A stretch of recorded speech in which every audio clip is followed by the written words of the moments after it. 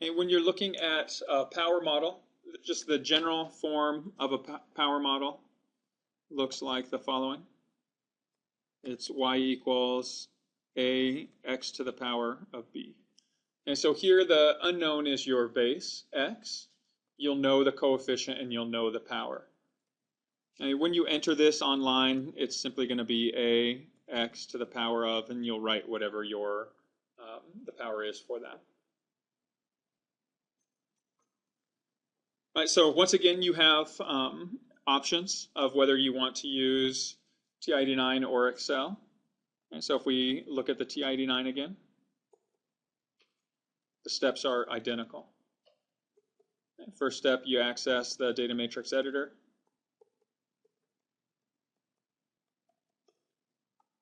Once you get to this data matrix editor, you're then going to enter that information. This time when you hit F5, the Calculate tab, your calc type is going to be the one that relates to the power model. And so that's going to be the type number 8, which is power REG. So power regression is going to be the model type. And so again, if we look at our steps here, access the data matrix editor. So apps key number 6. I'm just going to go to my current one. Hey, if you want, you can clear this whole thing by hitting F1 and then just hit 8 clear editor. So that'll clear all the values from it, and I'll enter my new values. So I have 3, 11, 19, 37, and 55. Okay. Over the corresponding Y's, I can enter 28.5, 38.9,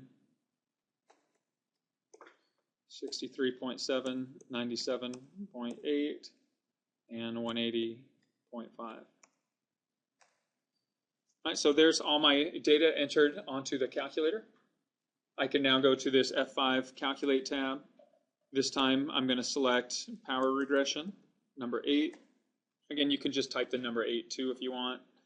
I'm still going to do the same thing with identifying which column contains my x's, which column contains my y's. So C1 for my x's, C2 for my y's.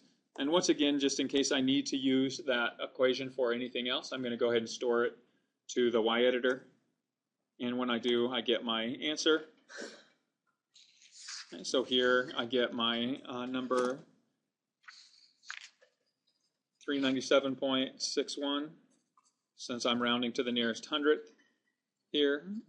And my B value is negative 0.64.